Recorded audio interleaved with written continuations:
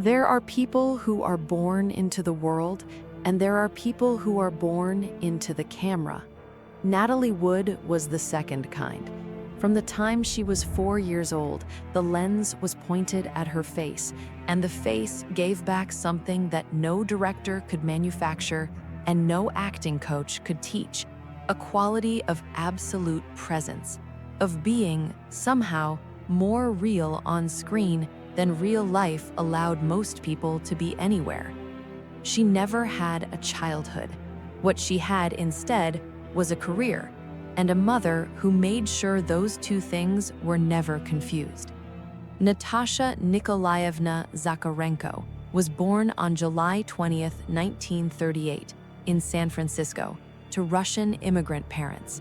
Her mother, Maria, was a woman of fierce ambition and a particular kind of coldness that she dressed up as devotion. From the moment Maria saw that her daughter was beautiful, luminously, unusually beautiful, with dark eyes that held the camera like a magnet, she decided that Natalie's face was the family's way out. Natalie was taken to auditions before she could read. She got her first film role at 4.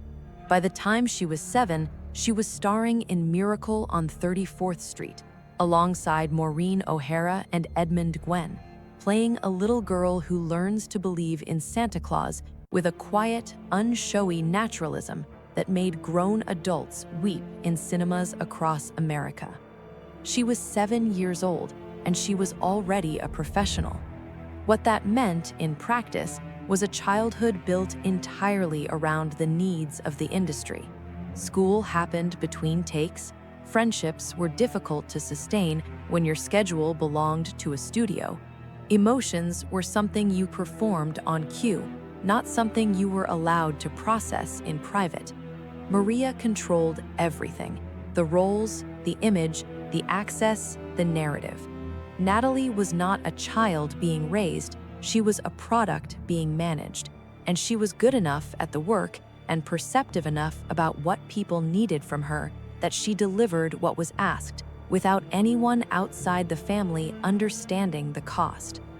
There was one thing Maria did to her daughter that left a mark deeper than all the rest. Natalie was afraid of dark water. From early childhood, she had a phobia, visceral, physical, absolute, of the ocean at night, of water she couldn't see the bottom of the particular darkness that water holds after the sun goes down. Maria, rather than comforting her daughter or taking the fear seriously, used it. On at least one film set, when a director needed a genuinely terrified reaction from Natalie, Maria told him about the phobia and suggested he use it. The fear was an asset, the child's terror was a tool. Natalie never forgave her for it, and she never stopped being afraid of the water. She grew up on screen in a way that no other actress of her generation quite did. Audiences watched her age, year by year, film by film, and the watching created an intimacy that felt almost parental. When she appeared in Rebel Without a Cause in 1955, at 17, alongside James Dean and Sal Mineo, something shifted. The little girl from Miracle on 34th Street was gone. In her place was a young woman with a complexity and a bruised quality that the camera caught immediately. A girl who had been asked to grow up too fast and hadn't quite managed to leave the child behind. It was not entirely an act, it was autobiography. The film made her a star of a different order, not a child star, a real one. She received her first Academy Award nomination at 21 in Splendor in the Grass, directed by Elia Kazan, in which she played a young woman destroyed by repressed desire and the cruelty of social expectation. Her performance was raw in ways that Hollywood films rarely allowed then. She cried on screen with her whole body, without vanity, without the carefully managed emotion that most actresses of the era were expected to produce. It was the kind of work that comes from somewhere real. Then came West Side Story in 1961, and Natalie Wood became something else entirely, an icon of a new era, the bridge between the studio system that had raised her and the more complicated, more honest cinema that was beginning to emerge. Maria, the girl who loved a boy she wasn't supposed to love, on the fire escapes and rooftops of New York, singing about somewhere better. The role fit her with an uncomfortable precision. She had spent her whole life in that gap, between what she was allowed to be and what she actually felt, between the image her mother had constructed and the person underneath it. Her personal life was its own kind of turbulence.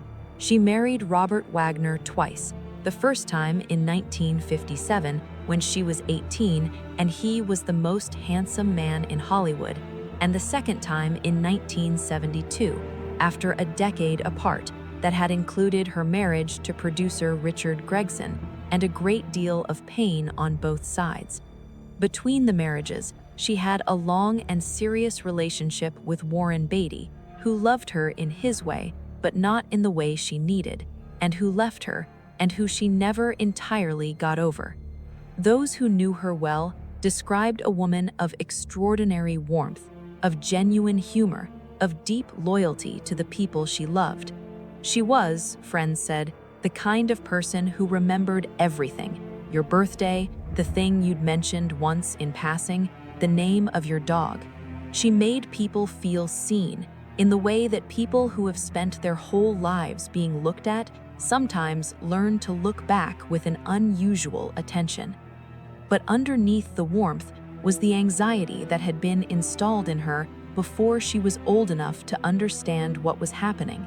The fear of the water, the sense that her value was conditional, that she had to keep performing, keep being beautiful, keep being what the camera needed, or she would disappear.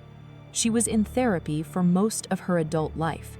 She spoke, in interviews, with a candor unusual for Hollywood, about her struggles, about the childhood she hadn't had, about the loneliness of growing up as a product. On the night of November 28, 1981, Natalie Wood was on a boat off Catalina Island with her husband, Robert Wagner, and actor Christopher Walken, who had been filming Brainstorm with her. What happened that night has never been fully established. There were arguments, there was alcohol. At some point, Natalie went missing. Her body was found the following morning, floating in the dark water off the coast, wearing a down jacket and socks. She was 43 years old. The official cause of death was ruled accidental drowning. Decades later, the case was reopened. The coroner amended the death certificate to include undetermined factors. Robert Wagner was named a person of interest. No charges have ever been filed. The full truth of what happened on that boat on that night has never been fully told. What is known is this: a woman who had been afraid of dark water her entire life died in dark water. A woman who had never been allowed to simply be a child died before she had finished becoming fully herself.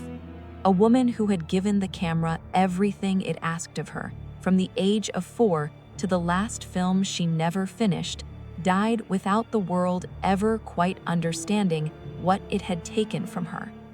She had told people more than once that she believed she would die in the ocean. She said it matter-of-factly, the way you state something you have accepted rather than something you are afraid of, as if the fear had lived with her so long it had become a kind of companion. The star who never had a childhood never had the chance to become old either. What she left behind are the films, and in the films, that face, those eyes, that quality of absolute presence that the camera loved from the first moment it found her and never stopped loving until the end.